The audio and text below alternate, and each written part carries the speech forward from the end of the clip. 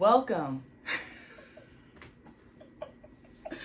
Welcome to this week's Torah Portion. Balak. Some people say Balak. You might see I have a wonderful guest here. This is my best friend. Best friend, may I say your name? Absolutely. Fatima. and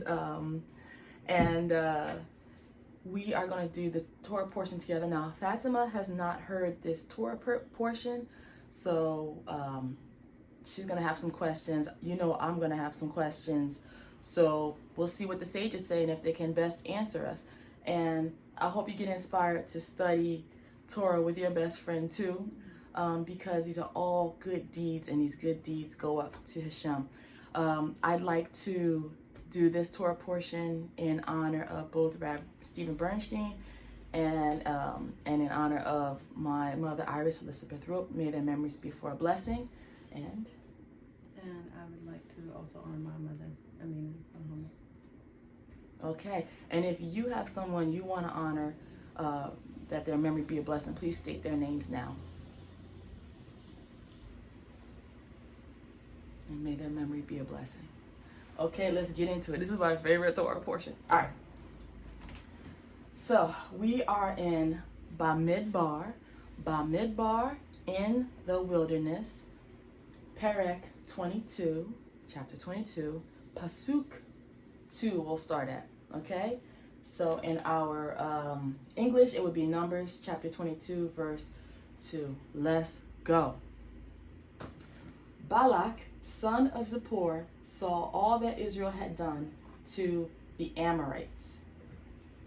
And remember, when we did our portion last week, we saw that there was the Israelites are getting ready. They're across the Jordan River. They're getting ready to attack Jericho, which we don't see the attack of Jericho proper until the book of Joshua, when the walls of Jericho come tumbling down. We see that in the next book. But here we see them setting up. And remember, everybody knows what the Egyptians, what the Israelites had done to the Amorites, the Egyptians. So everybody's seeing this, and they don't want their kingdoms jacked. Okay, so Balak, son of Zippor, saw all that Israel had done to the Amorites. Moab was alarmed because that people was so numerous. Moab dreaded the Israelites. And you might say to yourself, you see, Balak, son of Zippor, is scared. In a sense, he saw all that Israel had done. I won't say he's scared. He's well informed. He saw all Israel had done to the Amorites. And then it skips immediately to Moab was alarmed that people was so numerous, and Moab dreaded the Israelites. So let's see what the sages say. What's the connection between Balak and Moab? So let's click on that and see what they say. Come on, Rashi. Come on, Rashi. So Balak, he said to his people, those two kings, Sihon and Og, on whom we relied. And Sihon and Og, we saw them. They're the Amorites that the Israelites destroyed or whatever they did last week in last week's Torah portion. So Rashi's saying the people that Israel destroyed or whatever last week was someone that Balak was dependent on for protection. So when your protection, when your bouncer or your security guard gets taken out, what does that make? How does that make you feel? So Rashi's saying, so our protectors, Sihon and Og, they couldn't resist the Israelites. So how much less can we do? So on this account, so he said to his people, the whole people, they were sore afraid. They were scared. So now we have an understanding of why the Moabites are afraid. But let's see if there's a connection between Balak and Moab. Fatima, you got any questions so far? Not yet. I'm listening and learning. Okay, that's right. Okay, so we don't have anything just yet. Let's just keep reading. So let's go to Pasuk 4. And Moab said to the elders of Midian, now, this horde will lick clean all that is about us as an ox licks up the grass of the field. Balak, son of Zippor, who was king of Moab at the time. So there we get the connection between Balak and Moab. He's the king. So we have Moab talking to another nation called Midian. and saying, hey, these Israelites are going to come and eat everything up. I don't know if y'all ever been to a farm and you see like the way the animals eat the grass.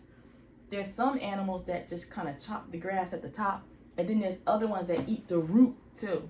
And when they eat the root, the grass don't come back. So this is what he's saying. They lick up the grass from the field, like the root included, meaning there's nothing left. So you got kind of like a United Nations thing going on where this nation is talking to this nation and trying to see how they can preserve themselves. All right. So Pasuk 5. So, let me go back a little bit. So Balak, son of Zippor, who was king of Moab at the time, sent messengers to Balaam, son of Beor, and Pethor, which is by the Euphrates, in the land of his kinsfolk, to invite him, saying, there's a people that came out of Egypt. It hides the earth from view, and it is settled next to me. There's a lot of stuff going on in that thing. Let's just look real quick to see. Okay, so Rashi saying, did not the Moab and the Midianites always hate one another? Just as it is stated in Genesis 36:35, who had smitten Midian in the country of Moab, from which it is evident that Midian had come against Moab in war. But out of fear of Israel, they now made peace between themselves. The enemy of my enemy is my friend kind of thing. They made peace between themselves. So what induced Moab to take the counsel of Midian is when they saw that Israel was victorious in a supernatural manner. They said, and the leader of the people grew up in Midian. Let's ask them, what is his chief characteristic? His being Israel. And they replied to them, his power lies only in his mouth, meaning in prayer. That is where, so the people of the world are noticing that when the Israelites come together in prayer, that's when they're powerful. So the Moabites said, or the Midianites or whoever, are saying that we must come against them with a man whose power lies in his mouth. So if you want to read more about that insight from the sages, check out, it's in Midrash Tanhuma in the chapter called Balak 3. Okay, I think that was a lot of good information to kind of let us know what the king of Moab is looking for and how they understood Israel. They don't understand Israel as an actual fighting group. They understand them for their supernatural power to cry out to Hashem in one voice in prayer. Great insight. So the king of Moab sent messengers to Balaam, son of Beor. So we got our man. And Pethor, which is by the Euphrates, in the land of his kinfolk, to invite him, saying, so Moab is in Israel. Euphrates and all that is all the way in Iraq. So this man is coming quite a distance. There is a people that came out of Egypt, he is saying to Balaam. It hides the earth from view, and it is settled next to me. Let's see what Rashi says about that. Okay, so Rashi wants to comment on the part where he's sending to Balaam to come to Moab. Because he was like a money changer before whom everyone lays coins, meaning you have to pay him for his trade, which is whatever, divining. Similarly, all kings used to send him their letters asking for advice. However, according to the literal sense of the text, this was in the name of the place. Okay. All right. I'm just looking to see if. Here we go. Behold, they cover the face of the earth. So one of the king of Moab's complaints is that they're so numerous that they cover the face of the earth. So I just want to see what the sages say about that. No, not really. Not really anything. Okay.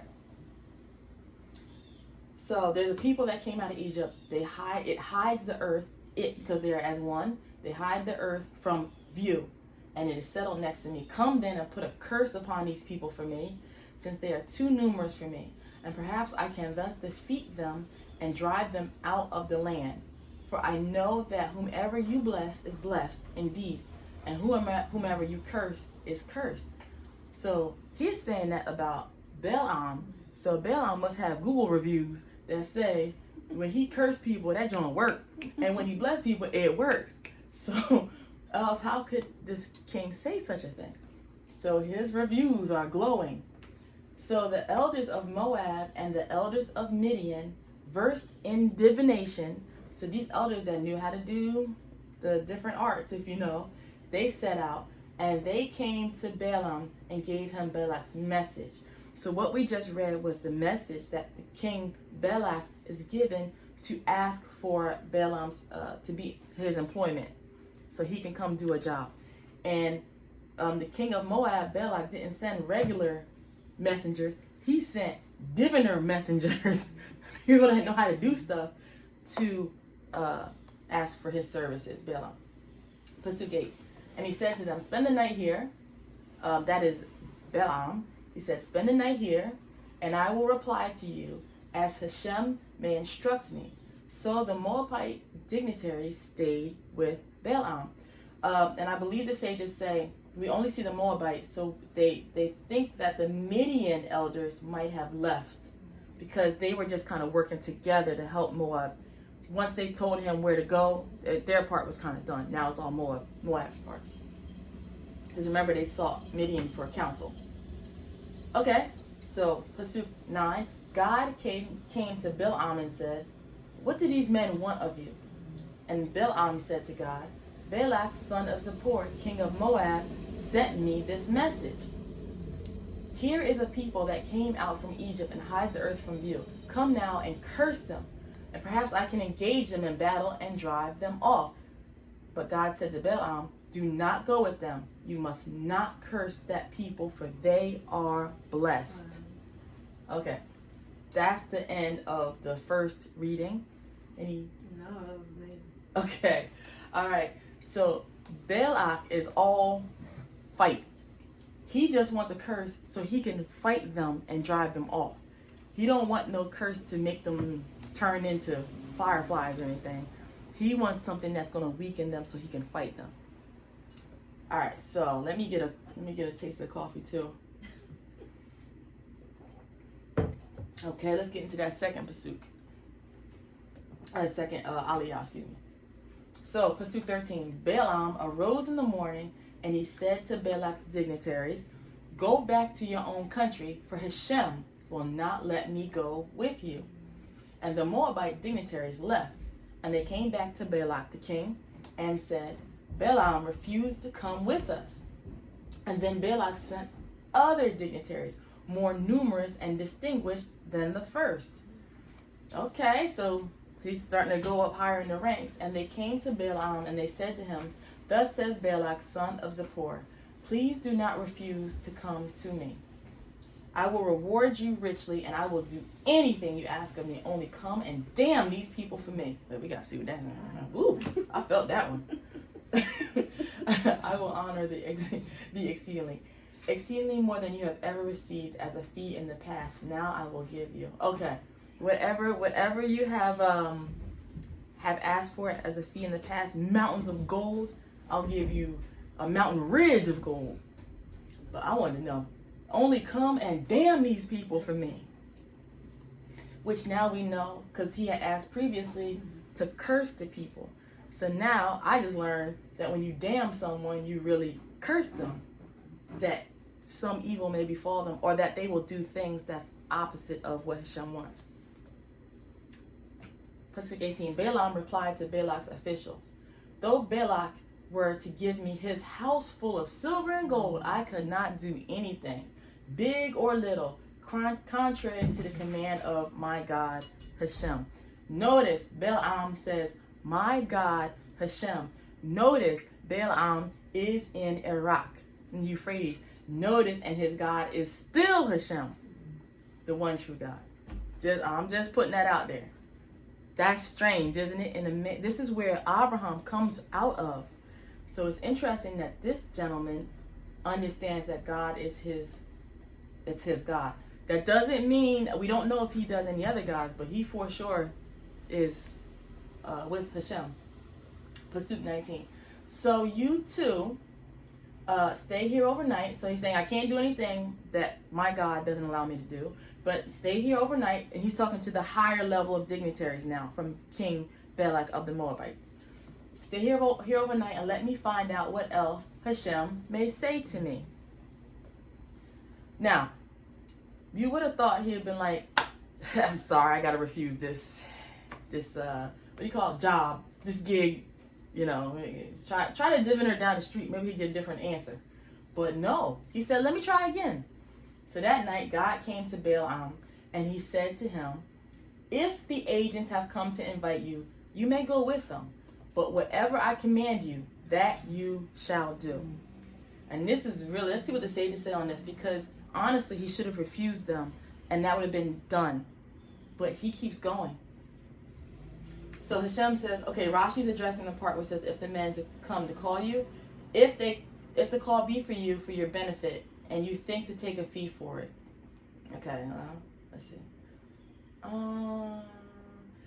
So the word which I shall speak to you, that shall you do. And nonetheless, Balaam went, as it is stated in the next verse, for he said, perhaps I may persuade him, Hashem, and he, Hashem, will agree that I should curse.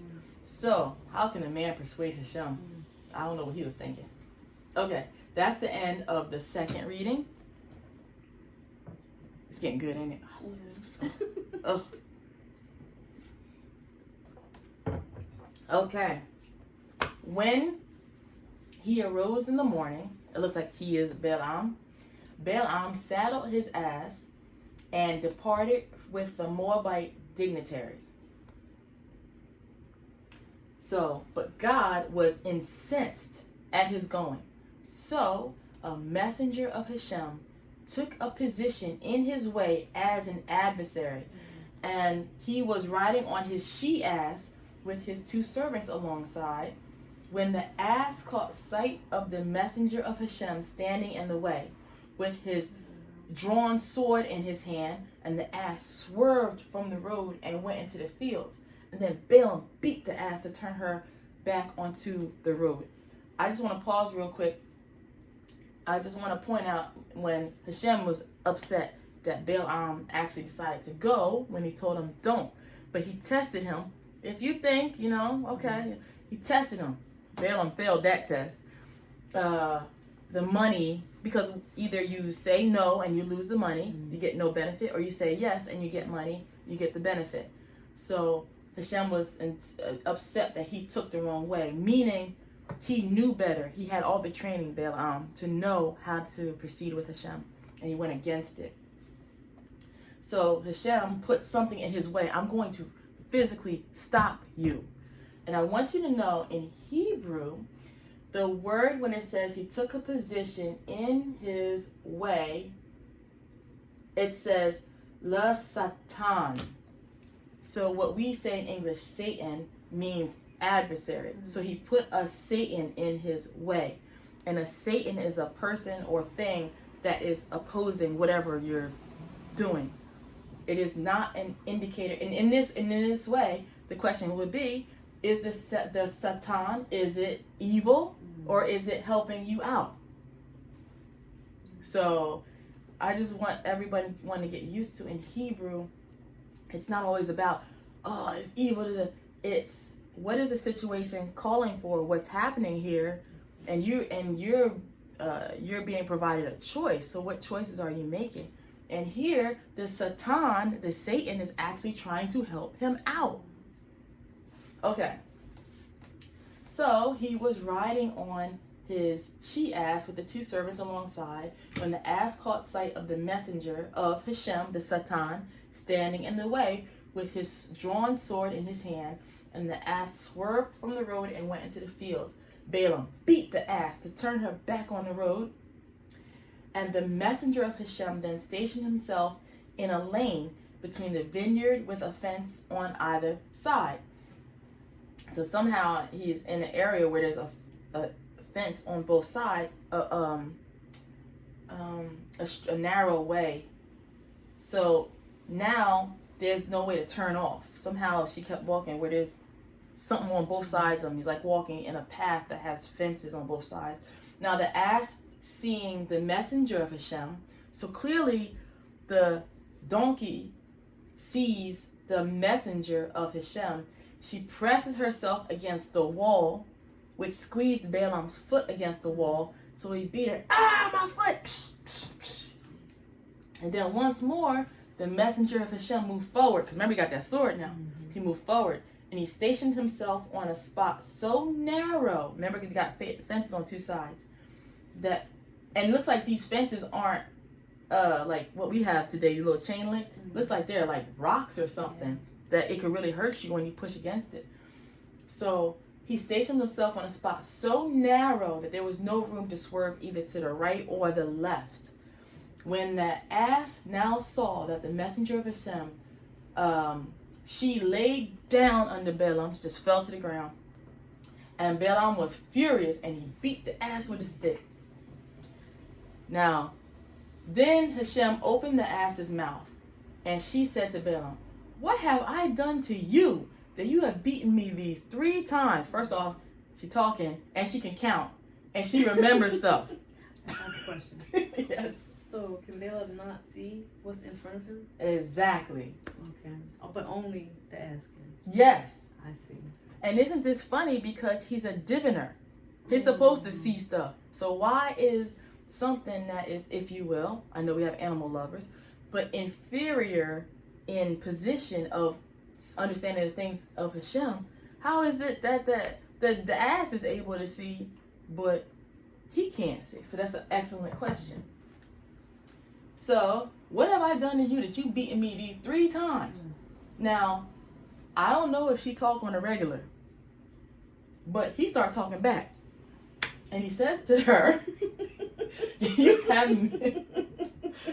have made a mockery of me. If I had a sword with me, I'd kill you. Wow. Of all things to say. So the ass talks back. Okay, now we got a full conversation going on. I mean, can you imagine you in the field working like, "Ooh, it's hot out here, but hey, yo." Yo. See, now we're used to the movie Shrek, so this ain't really as hard to imagine like it would have been before. But, so anyway, the ass says to Balaam, "Look, I am the ass that you've been riding all along until this day. Have I been in the habit of doing thus to you?" And he answered, "No." Then Hashem uncovered Balaam's eyes. There's the answer to your question. Hashem uncovered Balaam's eyes, and he saw the messenger of Hashem standing in the way, his drawn sword in his hand, and thereupon he bowed right down to the ground. Wow. Let's see what the sages say about that. Ibn Ezra has English. So the Lord opened his eyes. As in the case of Elisha's young man, God added to the light in his eyes, or first struck him blind. Okay. Ibn Ezra, I already told y'all what that means. Got a little attitude. Ibn Ezra. Okay. Okay, so this is really interesting that this guy gets paid to see things that other people can't see. And in this case, in his own case, he can't see it. Okay. All right. So, Pasuk 32, the messenger of Hashem said to him, "Why have you beaten your ass these 3 times?" Just fix this here. There we go. "Why have you beaten your ass these 3 times? It is I who came out as a Satan. I came out as a Satan, for the errand is obnoxious to me." Can you imagine a messenger of Hashem saying, I don't even want to be here. This is my break. And you got me over here talking to you about some stuff I know you know. You know you're not supposed to go. Let's see what the sages say. Let's do the Rashi. Since Ibn Ezra, a little attitude about the other one. Our rabbis, the Mishnaic sages, explain it as an acrostic. That she feared Hashem when she turned aside. You can find more about that in Shabbat 105a. But because she made that journey,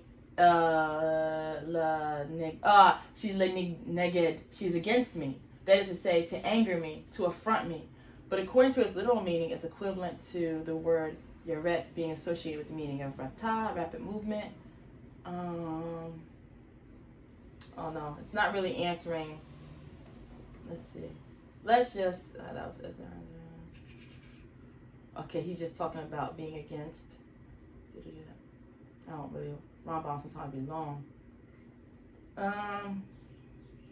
He has distorted his way, and it perverted it in front of my eyes.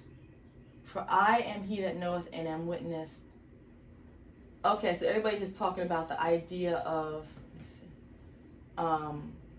they're talking about, why have you beaten your donkey? I, the messenger of Hashem, I came out against you, neged, against you, as a Satan, for an errand that is just obnoxious to me.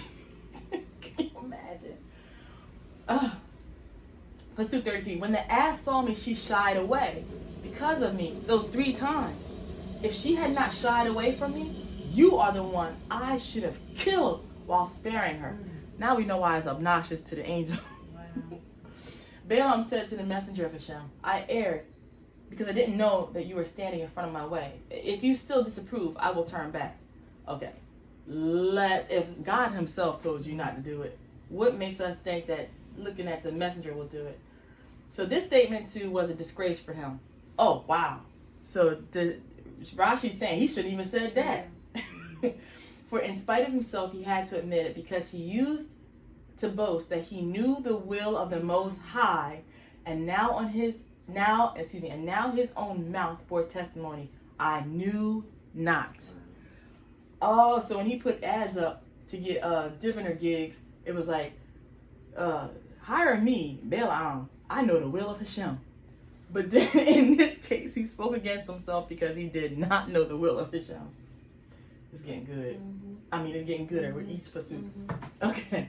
Pasuk 35. But the messenger of Hashem said to Balaam, go with the men, but you must say nothing except what I tell you. So Balaam went on with Balak's dignitaries.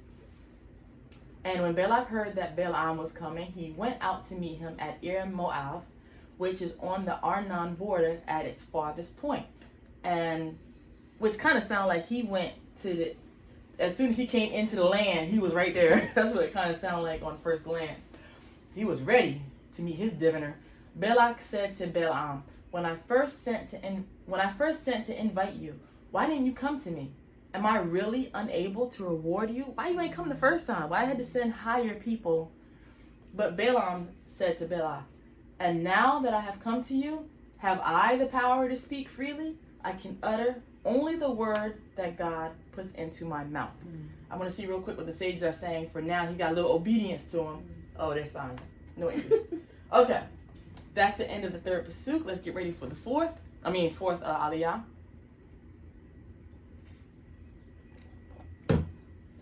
Okay. Pasuk 39. We're still in Bamidbar, Perek 22. Balaam went with Balak, and they came to Kiriath Huzoth. Balak sacrificed oxen and sheep and had them served to Balaam and the dignitaries with him. And in the morning, Balak took Balaam up to Bamoth Baal. From there, he could see a portion of the people. So Balak Balaam takes him in the morning to this place that's a lookout point, and he can see the assignment, if you will, but only a portion of it. And I would imagine that's by design too, that he can't see all the people. So that's really interesting. All right, now we're in Perek 23. So let's start with Pasuk 1. Balaam said to Balak, build me 7 altars here, and have 7 bulls and 7 rams ready here for me.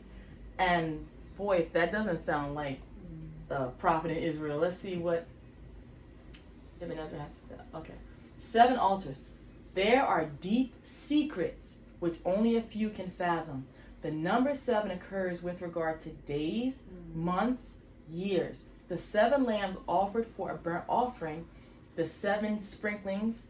God also told Job, take unto you 7 bullocks and 7 rams. You'll find that in Job 42:8. And when the complete is added to the complete, then a spirit of understanding is newly created. The intelligent will understand what I speak of. So Ibn Ezra just told us there is a mystery going on here.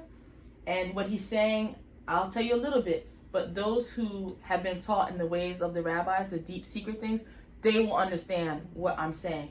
I have not been, and I can tell you right now, I don't know what you're talking about. So, but just know there's something deep there about Balaam building the 7 altars with the 7 bulls and the 7 rams. And even Ezra's saying there's other linkages there. And the wise in these teachings will know what this means. Balak did as Balaam directed, and Balaam offered up a bull and a ram on each altar. Then Balaam said to Balak, "Stay here beside your offerings while I'm gone, and perhaps Hashem will grant me a manifestation, and whatever is revealed to me, I will tell you." And he went off alone. So Balaam goes off alone. Let's just see if the sages say anything real quick about that. Not really. They're kind of just talking about. No, nothing. Okay. Let's go to Pasuk 4. God became manifest to Balaam, whatever that means, who stated, "I have set up the 7 altars and offered up a bull and ram on each altar." And Hashem put a word in Balaam's mouth and said, "Return to Balak and speak thus." So we see Hashem showing up. And I don't know what that means, but it's really curious because the only person you see like that kind of interaction with is Moshe. So what's going on with this Balaam? And then Hashem puts a word in Balaam's mouth, meaning when he gets to, because Hashem put it there, it's going to come out the way he put it. Pasuk 6, so he, Balaam, returned to him Balak and found him standing beside his offerings and all the Moabite dignitaries with him. And I just see him like, because you don't know how long he was. Somebody trying to start getting a little tired about it. Sit up! I need this to work. Somebody trying to get a little, Pasuk 7, he took up his theme and he said, his theme is that word that Hashem put in his mouth. So we about to get some bars here. From Aram has Balak brought me, Moab's king from the hills of the east. Come curse me, Jacob. Come, tell Israel's doom. How can I damn whom God has not damned? How doom when Hashem has now not doomed? As I see them from the mountaintops, gaze on them from the heights, there is a people that dwells apart, not reckoned amongst the nations. Who can count the dust of Jacob? Who can number the dust cloud of Israel? May I die the death of the upright. May my fate be like theirs. And then Balak said to Balaam, What have you done to me? I brought you here to damn my enemies, and instead you blessed them. And he replied, I can only repeat faithfully what Hashem puts in my mouth. That's the end of the 4th Pasuk.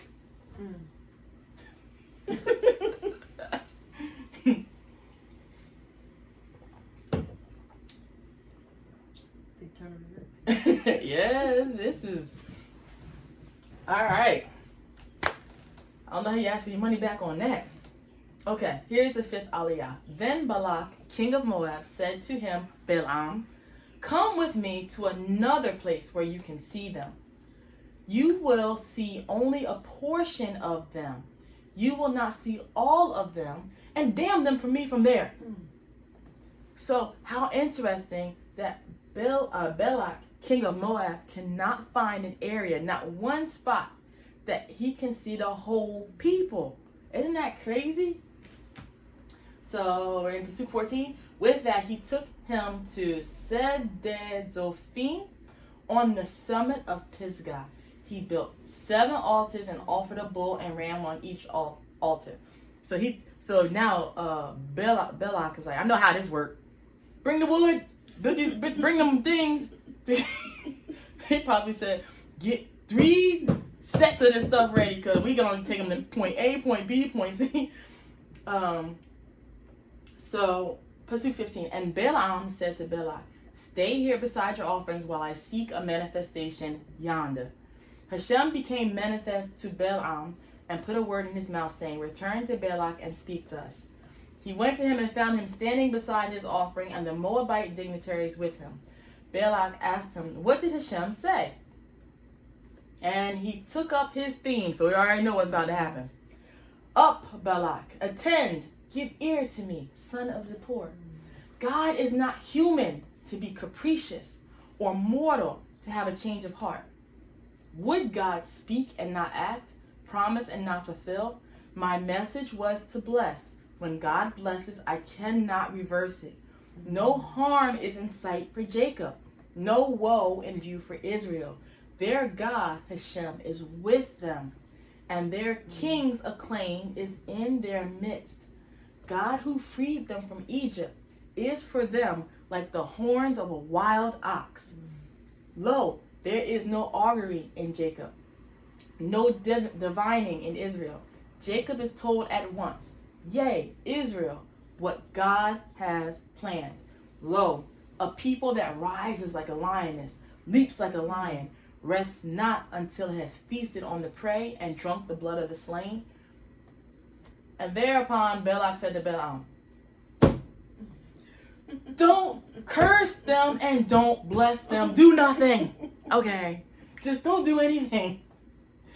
In reply, Balaam said to Balak, but I told you, whatever Hashem says, that I must do. Now we're in the 6th aliyah. We're in Numbers, Perek 23, Pasuk 27. Then Balak said to Balaam, come now, I'm going to take you to another place. Perhaps God will deem it right that you damn them for me there. Balak took Balaam to the peak of Peor, which overlooks the wasteland. Balaam said to Balak, build me 7 altars and have 7... As he's saying that, Balaam's like, come on, y'all, come on. And have 7 rams ready for me here.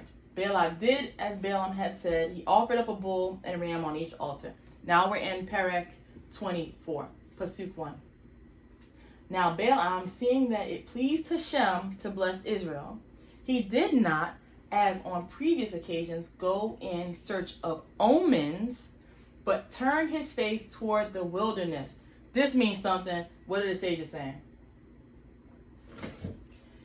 The wilderness is where Israel was in the plains of Moab. So the sages are saying that it's literal. He turned his head to face them as they were in the wilderness, that's what Bamidbar means anyway. But I know somebody hiding something. I know in the wilderness means something. Okay, so Rashi speaking on this, he says, and Balaam saw that it pleased Hashem. So he's speaking on that part, and he says, I do not need to put the Holy One, blessed be he, to a further test, for it is evident that he does not wish to curse them. And when in the part where it says Balaam didn't want to use any more omens, so Rashi is saying to practice enchantments whereby the Lord might perhaps come to meet him according to his or Balaam's wish. So he said, whether he wishes or does not wish to curse them, I will make mention of their sins, and the curse will fall upon them at the mention of their sins. And regarding turning his face toward the wilderness, understand this as the Targum has it. Remember, the Targum is when they rewrite the Bible in plain everyday English at the time, which was Aramaic, so that the everyday man could understand what's being said. So in the Targum, it's written as he directed his face towards the calf that the children of Israel had made in the wilderness. And there's only one calf that we know they made in the wilderness, and that would be the golden calf, which was not, it was a sin. So it's interesting that Balaam, the Targum is saying when he turned to the wilderness, he could see the sin that Israel did, and that was creating the golden calf. So, okay. And that's why the other sage says, Balaam saw, if I can't curse them or whatever, now I'm going to do what I know will damage them. Focus on their sins. So the other one is saying, and so when he did that, he looked in the wilderness and he saw that golden calf. Okay, or the calf. Okay, Pasuk 2. As Balaam looked up and saw Israel encamped tribe by tribe, the Spirit of God came upon him. And just so you know, the Spirit of God is the Ruach Elohim. That is what came upon him. And taking up his theme, we already know what's about to happen, he said, word of Balaam, son of Beor, Word of the man whose eye is true. So I don't interpret poetry. Let's keep going.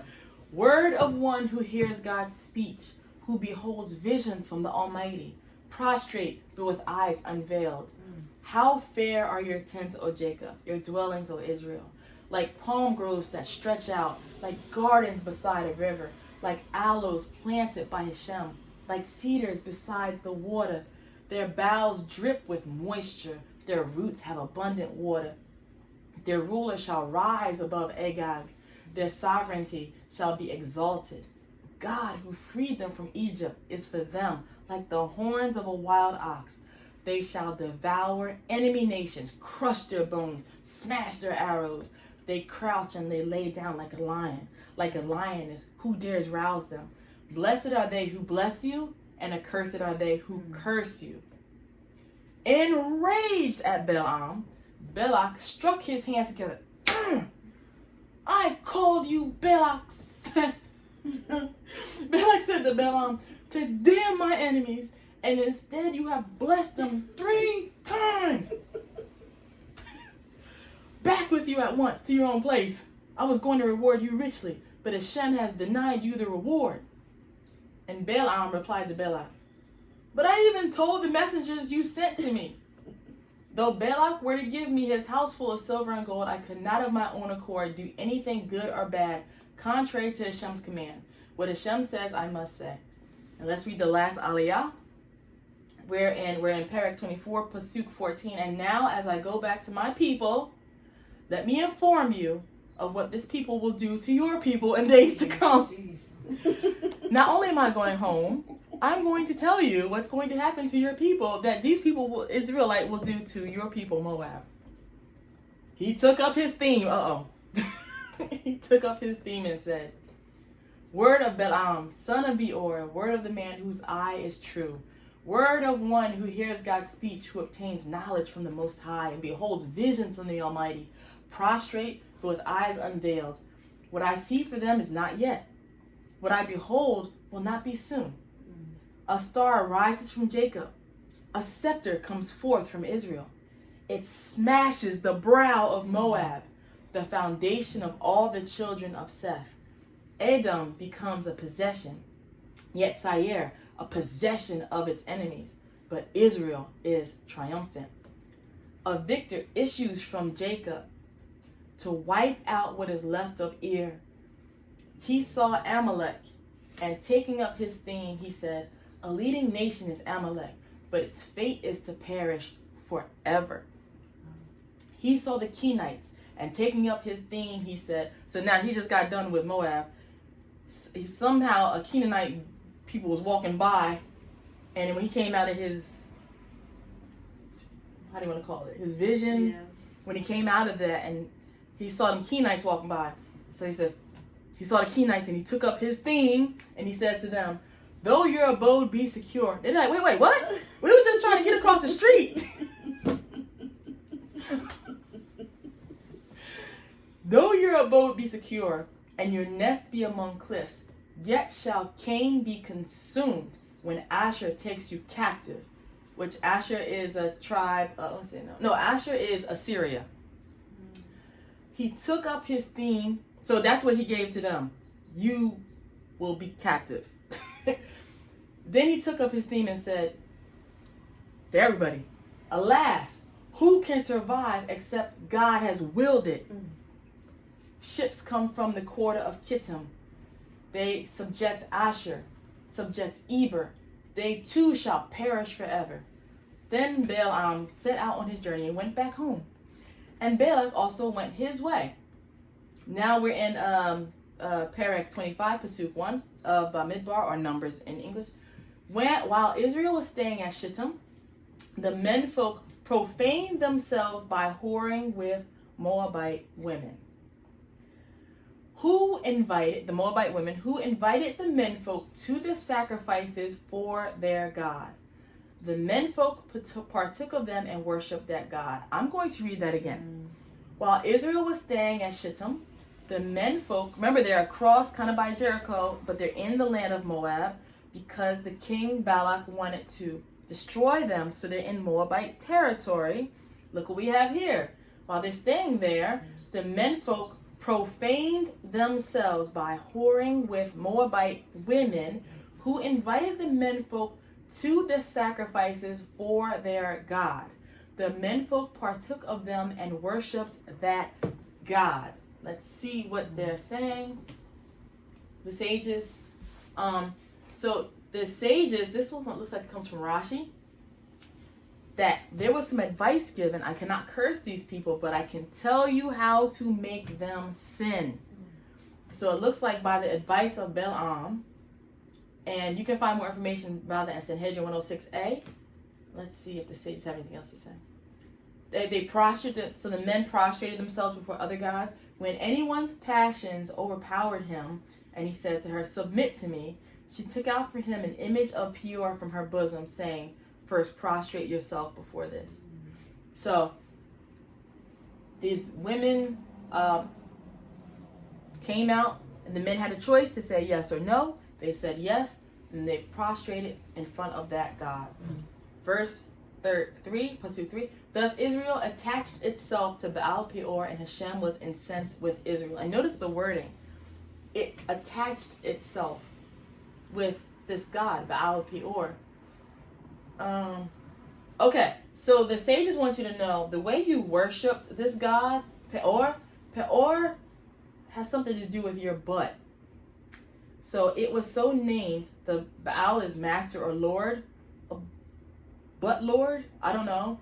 It was so named because they bared their anus and relieved themselves before it. This was its ceremonial rite. So the way you worship this God is you went to it, took down your trousers, and took a dump in front of it, and that is how you worshiped him. Stinky, stinky. You can find more in Sanhedrin 60b. Okay. So Israel attached itself to Baal Peor, and Hashem was incensed with Israel. Hashem said to Moshe, "Take all the ringleaders and have them publicly impaled before Hashem, so that Hashem's wrath may turn away from Israel." This is again, when you see the people running out doing these crazy things, it means their leadership has failed to keep them in line. So that is why you see leadership, the ringleaders, and whoever else, they're going to be impaled before Hashem, so that Hashem's wrath may turn away from Israel. So take all the heads, Rashi saying, take all the heads of the people to judge those who worshipped Peor. Not necessarily the heads, and he's clarifying, not necessarily the heads, just like them, their person. Okay. It is true that idolatry, the sin committed here, is punishable by stoning, but all who were stoned were also hanged. So stoning is the traditional punishment, but Hashem wanted them for that day, because you can't leave a man's body up after sunset. So not only were they stoned, but their bodies were impaled for a reminder, like this can't happen anymore. Pasuk 5. So Moshe says to Israel's officials, each of you, so now Moshe's talking to the leadership, each of you slay those of his men who attached themselves to Baal Peor. So now he's calling on the leadership that's mind is right and still towards Hashem. You're going to slay, you got to kill your own people. This is the government. You got to kill your own people that attach themselves to Baal Peor. Just then, a certain Israelite man came and brought a Midianite woman over to his companions in the sight of Moshe and of all the whole Israelite community, who were weeping at the entrance of the tent of meeting, which is where Moshe would go meet Hashem. So he brought this woman over to his companions in the sight of Moshe and all the people that were crying for the thing that was done. And when Phineas, we say in English, and Pinchas, son of Eleazar, son of Aaron, the priest, when he saw this, he left that assembly that was over at the tent of meeting. He takes a spear in his hand. He follows the Israelite man into the chamber and stabbed both of them, the Israelite man and the women, through the belly. And then the plague against Israel was checked. Those who died of the plague numbered 24,000. Okay, that is the end of that Torah portion. What do you think? That was pretty intense. Right. So, wow. Wait. Okay. Yeah. Wow. So let's see how the Haftarah matches up. So for the Haftarah, we're gonna jump into Micah or Micha, Perek 5. So we're gonna go to the Nevi'im. Micha 5. Oh, Baruch Hashem. We're going to read chapter 5, verse 6 through chapter 6, verse 8. And we'll just keep it going, and we'll see how this from the writings of the prophets match up with what happened in the Torah, how they complement each other. Let's go. The remnant of Jacob shall be in the midst of many peoples, like dew from God, like droplets on grass, which do not look to anybody nor place their hope in mortals. So it looks like we caught Micah in the middle of a vision. Okay, so that's why it kind of starts abruptly. The remnant of Jacob shall be among the nations, in the midst of many people, like a lion among the beasts of the wild, like a fierce lion among flocks of sheep, which tramples wherever it goes and rends with none to deliver. And wow, how he's describing everything is almost word for word, like how it looks in the Torah. From what Balaam saw. So, your hand shall prevail over your foes, and all your enemies shall be cut down. In that day, declares God, I will destroy the horses in your midst and wreck your chariots. I will destroy the cities of your land and demolish all your fortresses. I will destroy the sorcery you practice, and you shall have no more soothsayers. This is Micah speaking a prophecy to Israelites in Israel. He's not talking to Goyim, other nations. I will destroy the sorcery you practice, and you shall have no more soothsayers. I will destroy your idols and the sacred pillars in your midst, and no more shall you bow down to the work of your hands. Again, he's speaking to his own people. I will tear down the sacred points in your midst and destroy your cities. In anger and wrath will I wreak retribution on the nations that have not obeyed.